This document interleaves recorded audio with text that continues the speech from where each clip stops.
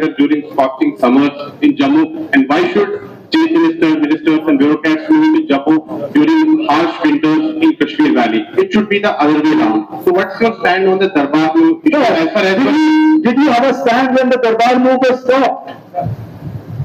For all that time you people were silent. जब बंद हुआ तब किसी ने शोर नहीं मचाया। बंद करने वालों को इलेक्शन में शाबाशी भी दी, और जब हम दरबार मूव को रिस्टोर करने की बात करते हैं तो हमसे पूछा जाता है आपने तो इससे ज्यादा ही कहा, कम से कम पहले रेस्टोरेशन के लिए तो आप कहिए ना कि हाँ आपने अपना वादा पूरा किया। बाकी अगर आगे जाके इसको चेंज करना होगा उसको हम बाद में सोचेंगे। Do you stand by your past statement? Please. One question, yeah, that's it. Our manifesto is in front of the people. What we promised in the manifesto, we have committed, we have delivered.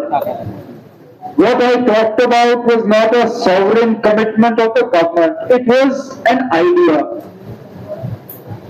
It is an idea that I am happy to discuss both with the people of Jammu and the people of Srinagar.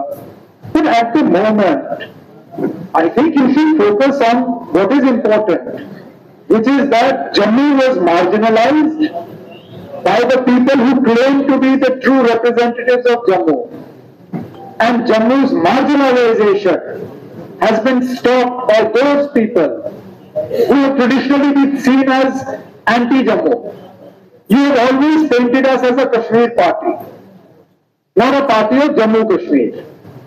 With this step of restoration of the Darbar move, I hope to some extent we have addressed the propaganda that we are a party of Jammu and Kashmir, not a party of any one particular province. Umar Sahab, one more question. Umar Sahab, as far as the statehood issue is concerned,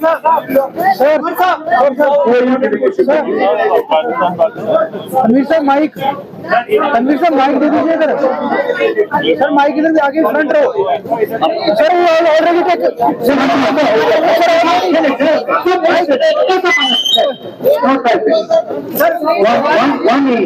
sir Diwali आने वाली है, क्या जम्मू कश्मीर को क्या? उमर साहब, सबसे पहले आपको बहुत बहुत बधाई कि आज आपकी सरकार ने यहाँ एक साल पूरा कर लिया। जम्मू कश्मीर की जनता के हवाले से बात नहीं करेंगे, आपके सांसद साहब के हवाले से बात करेंगे। उन्होंने कहा है कि एनसी सरकार ने जो है जम्मू कश्मीर की जनता के एक्सपेक्टेशंस पर खड़ी नहीं उतरी और जो वादे चुनाव से पहले किए। किसने कहा?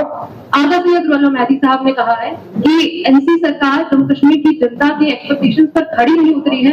आप उनसे पूछ लीजिए ना, मुझसे मैं रुहुल्ला की बात पे कोई टिप्पणी नहीं करूंगा। अगर उनकी बात पे आपको टिप्पणी चाहिए आप उन्हीं से ले लीजिए, मैं नहीं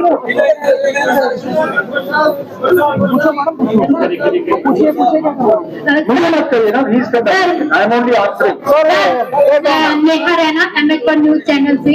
मेरा सवाल ये है कि थोड़े दिन पहले जैसे 6-7 तारीख को बारिश हुई, तूफान आया, तो किसानों की जो चावल की फसल जो है वो पूरी तरह से तबाह हो गई, तो उसके लिए आपका क्या क्या सोच है उनके बारे में, क्या प्रावधान है? जैसे मैंने आपसे कहा कि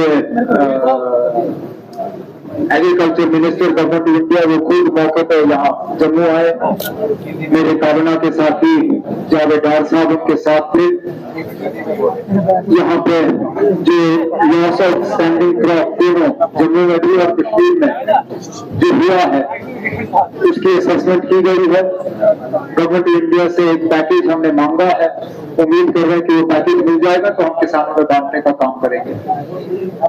सर, रिजर्वेशन में रेशनलाइजेशन की बात की गई थी, कोई भी सरकार, आपने कहा कि 1 साल में तमाम वादे आपने कहा कोई भी सरकार 1 साल में सारे वादे पूरे नहीं कर सकती है। तो रेशनलाइजेशन का जो इश्यू आया था रिजर्वेशन में, उसमें आपने कमेटी भी बनाई, लेकिन अभी स्टेटस उसका क्या है? स्टेटस उसका ये है कि कल जो कैबिनेट की मीटिंग हुई उसमें कैबिनेट सब कमेटी ने अपनी फाइनल रिपोर्ट जो है कैबिनेट के सामने रखी। कैबिनेट ने उस रिपोर्ट को कबूल किया है। अब सोशल वेलफेयर डिपार्टमेंट से कहा गया है कि वो एक कैबिनेट मेमो तैयार करें, क्योंकि हमने कैबिनेट की सब कमेटी की रिपोर्ट जो है वो मंजूर की है। इसके लिए हमें कैबिनेट मीटिंग बुलाने की जरूरत नहीं पड़ेगी।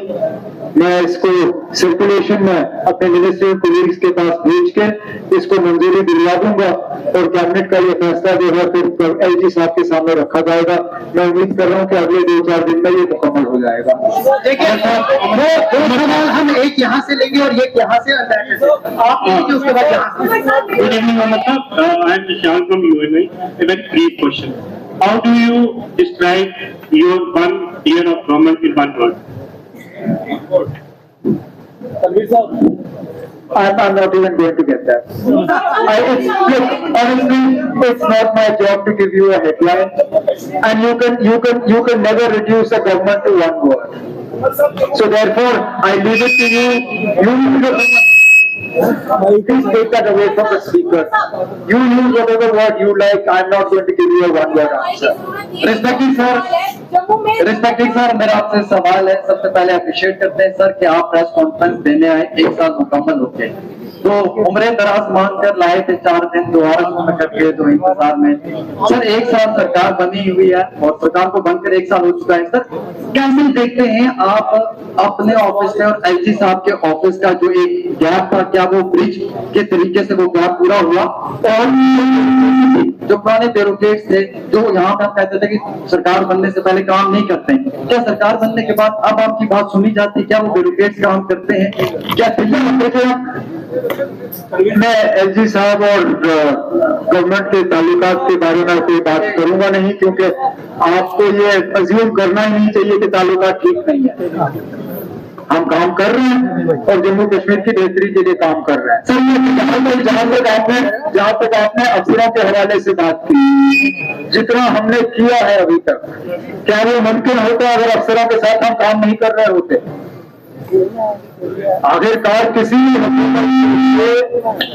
अपने एजेंडा को मुकम्मल करने में अफसरों का साथ जो है वो जरूरी होता है। आप 10 सवाल मत करिए, आपने मुझसे सवाल पूछा, मैं आपको जवाब दे रहा हूँ। जिस तरह हाथ के 5 उंगली बराबर नहीं होते, उस तरह किसी भी हुकूमत में सारे लोग बराबर नहीं होते। और ये सिर्फ जम्मू कश्मीर यूनियन टेरिटरी की बात नहीं है, इस मुल्क में किसी भी रियासत में आपको तमाम अफसर बराबर के नहीं मिलेंगे। ज्यादातर अफसर अच्छे होंगे, बीच में एक आध अफसर ऐसा होगा जो काम नहीं करना चाहेगा। यहाँ पर भी वही हाल है हमारे और बाकी मुल्क में, इसमें कोई खास फर्क है नहीं।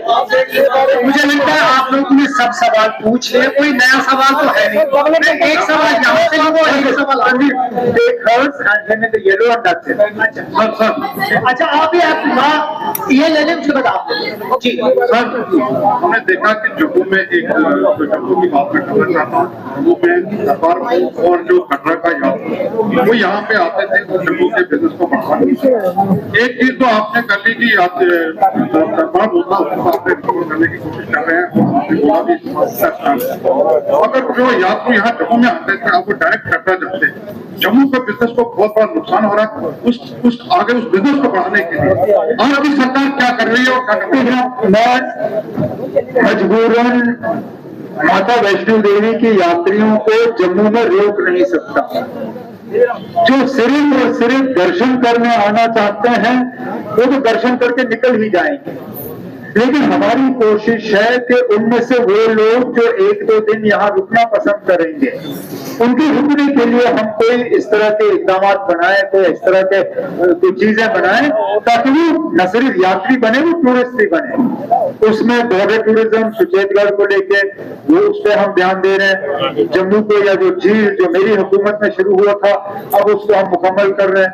उसके दोनों किनारों पे हम अच्छे वो टूरिज्म के एसेट्स कायम करेंगे ताकि वो इलाका न सिर्फ खूबसूरत हो बल्कि उसको सही इस्तेमाल किया जा सके। पिलग्रिमेज सर्किट कि वो लोग जो माता वैष्णो देवी के दर्शन के लिए आ रहे हैं, जो हमारे बाकी और तीर्थ स्थान है वहां पे भी आए, हमारी कोशिश ये है कि जो दर्शन करने के लिए आते हैं उनमें से अगर 15-20% भी दाएं बाएं थोड़ा घूमे तो जम्मू की इकोनॉमी को काफी फायदा होगा। लेकिन ये हम उनको मजबूर नहीं कर सकते, हम सिर्फ वो एसेट्स क्रिएट कर सकते हैं, हम उनके सामने ये प्रोग्राम रख सकते हैं, बाकी उसको चलना ना चलना वो उनकी अपनी मर्जी है। लेकिन जो हुकूमत के हाथ में है, जैसे सरदार को वो फैसला तो हमने लिया है और हम उम्मीद करते हैं कि उससे जम्मू की इकोनॉमी को थोड़ा फायदा तो पहुंची जाए। जम्मू में चिंता का माहौल किस चीज पे? प्रीपेड मीटर्स लग रहे हैं, यानी कि बिजली प्राइवेट हो नहीं, sorry, prepaid meter is not privatisation. Prepaid meter is not privatization. Prepaid meter is only a meter. जब हम अपने प्रीपेड स्मार्टफोन से, please take it away from the speaker, जब हम अपने प्रीपेड स्मार्टफोन से परेशान नहीं होते हो तो हम प्रीपेड बिजली मीटर से परेशान क्यों? है तो वही चीज, आप पहले पैसा भरते हो फिर मोबाइल इस्तेमाल करते हो, बिल्कुल इसी तरह आपके यहाँ मीटर लगेगा, आप पैसा भरिए और बिजली इस्तेमाल करिए, इसमें परेशान होने की क्या? और मैं माफी चाहता हूँ, आपके सवाल से ऐसा लगता है जैसे ये मीटर सिर्फ जम्मू में लग रहे हैं, ये मीटर सब जगह लग रहे हैं।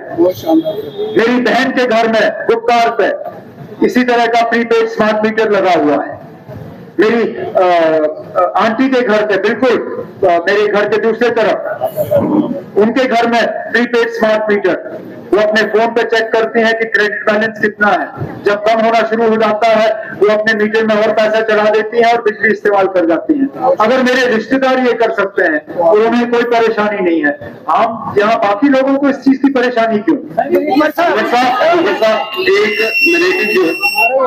यार आपको बोला मैंने इसका ऑडियो मतलब एक जो है वो जम्मू में सेट होता दिख रहा है जब से आपकी सरकार आई है, ऐसा माना जा रहा है और कहा भी जा रहा है, ऐसा माना जा रहा है, कहा भी जा रहा है कि स्टेटहुड के पीछे बाकी कोई काम नहीं हो रहे, इसलिए आपकी सरकार जो है स्टेटहुड दोहराती है बार बार। इससे आप कितनी वाकफियत रखते हैं? मैंने कभी स्टेटहुड के ना होने का बहाने के तौर पे इस्तेमाल नहीं किया और मैंने आज भी कहीं पर भी आपको ये नहीं कहा कि हमसे कोई काम नहीं हुआ क्योंकि हमें स्टेटहुड नहीं मिला। मैं सिर्फ ये दोहरा रहा हूं कि स्टेटहुड का वादा मरकज की हुकूमत ने किया है, क्या वो वादा पूरा नहीं होना चाहिए? आखिरकार चाहे हमने सीटें जीती या बीजेपी ने सीटें जीती, स्टेटहुड का वादा तो था ना लोगों के साथ। लगभग 90 मेंबर असेंबली में आप मान के चलिए कि 60, 70, 80 के करीब जो है उन्होंने स्टेटहुड का वादा किया है लोगों के साथ। क्या मरकज की हुकूमत को वादा पूरा नहीं करना चाहिए? लेकिन मैंने कभी स्टेटहुड को बहाने के तौर पर इस्तेमाल नहीं किया, ना आगे जाके करो। लास्ट क्वेश्चन है जिनको बोलना ही नहीं है, वन सेकंड वेट।